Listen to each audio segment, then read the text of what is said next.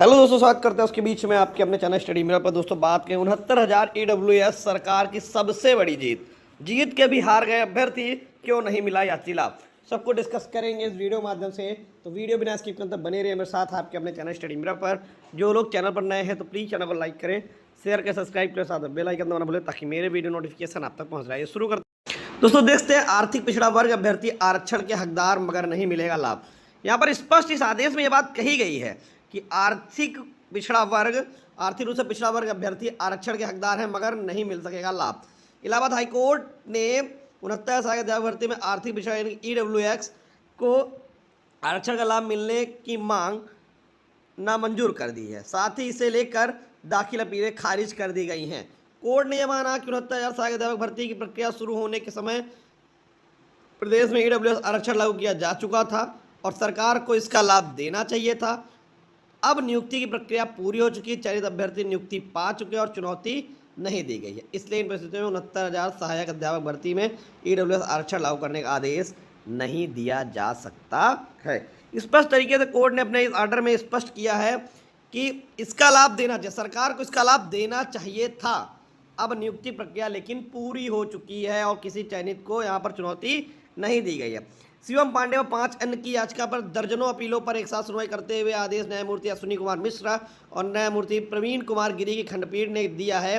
अपीलों को एकल पीठ द्वारा आरक्षण का लाभ न देने के निर्णय को चुनौती दी गई थी। याचियों की ओर से वरिष्ठ अधिवक्ता अशोक खरे, GK सिंह, एडवोकेट अग्निहोत्री, कुमार त्रिपाठी, सीमान सिंह आदि का कहना था कि EWS योजना 12 जनवरी 2019 को संविधान संशोधन 103 संशोधन द्वारा लागू की गई थी। राज्य सरकार ने 2020 में लागू किया, लेकिन इसे पूर्व राज्य सरकार ने 18 फरवरी 2019 को कार्यालय ज्ञापन जारी कर EWS आरक्षण योजना लागू करने की घोषणा कर दी थी। यह भी कहा गया कि 69 सहायक अध्यापकों की नियुक्ति प्रक्रिया विज्ञापन जारी होने की तिथि 17 मई 2020 से आरंभ मानी जाएगी।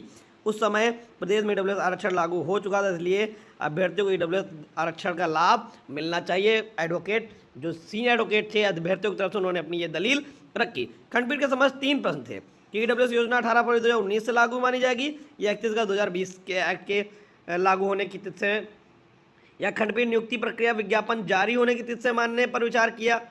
खंडपीठ के समझ तीसरा प्रश्न यह था कि याची को राहत पाने का हकदार है या नहीं। खंडपीठ ने EWS आरक्षण 18 फरवरी 2019 से ही लागू माना और एकल पीठ के इस मत को स्वीकार नहीं किया कि आरक्षण एक्ट के तिथि को लागू माना जाएगा। विज्ञापन जारी करने की तिथि 17 मई 2020 से नियुक्ति प्रक्रिया को आरंभ माना।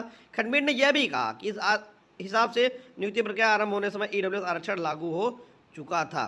अब दिक्कत यह आएगी, खंडपीठ ने यह भी कहा कि 10% आरक्षण लागू किसे दिया जाए इसके लिए मेरिट लिस्ट बनानी होगी, लेकिन रिकॉर्ड पर ऐसा कुछ नहीं है। आवेदन करते समय किसी भी अभ्यर्थी ने अपने EWS स्टेटस का विवरण नहीं दिया, इसलिए अब तय करना मुश्किल है कौन अभ्यर्थी EWS की श्रेणी में आएगा। यदि ऐसा विवरण एकत्र भी कर लिया जाए तो इस स्तर पर आरक्षण देने के लिए पूर्व में चयनित हो चुके लोगों को बाहर करना होगा, लेकिन वे पक्षकार ही नहीं है। यहाँ पर कोर्ट ने जो सबसे ज़्यादा फोकस किया जो जिस चीज़ पर कि जो इन कोर्ट का ये कहना है कि इन्होंने उनको पार्टी नहीं बनाया जो चयनित हैं, तो जब वो अपना पक्ष ही नहीं रख पाए तो उनके खिलाफ आदेश करना कहीं न कहीं गलत है। 69 शिक्षक भर्ती EWS आरक्षण की याचिका जो अपीलें थी उनको खारिज किया। हाईकोर्ट ने कहा नियुक्ति प्रक्रिया प्रारंभ होते समय लागू हो चुका था उक्त आरक्षण। यहाँ पर देख सकते हैं स्पष्ट तरीके से लिखा गया है कि पूर्व चयनित हो चुके लोगों को बाहर करना होगा, लेकिन वे पक्षकार ही नहीं हैं। मैंने आपको पॉइंट नंबर 5 डिस्कस किया था, जहाँ पर देखिए कोर्ट ने कहा याचिकाकर्ता को राहत दी जा सकती है नहीं, क्योंकि सारी 69 भर्ती प्रक्रिया पूरी हो चुकी है। सरकार ने कहा कि जो 69 भर्ती की सारी नियुक्तियाँ पूरी हो चुकी हैं, कोई भी चयनित अभ्यर्थी पक्षकार नहीं, यानी उन्हें हटाए बिना EWS अभ्यर्थियों को नहीं समायोजित किया जाता। यहाँ पर बार बार कोर्ट ने इसी बात लाइन को कोर्ट किया है, कोई भी चयनित यहाँ पक्षकार नहीं, इसलिए जब तक उनको हम हटाएंगे नहीं आपको समायोजित नहीं कर सकते। किसी की नियुक्ति को चुनौती भी नहीं दी गई। कोर्ट ने यह भी कहा कि किसी की नियुक्ति को यहाँ पर चुनौती नहीं दी गई है।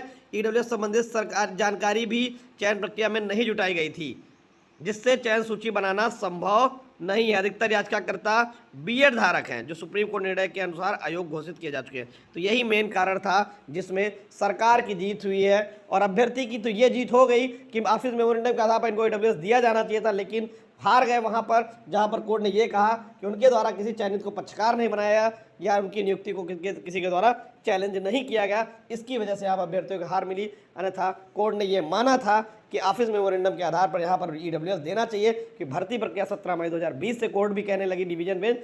अब आगे सब केस सुप्रीम कोर्ट और सब कुछ सुप्रीम कोर्ट के हाथ में। धन्यवाद।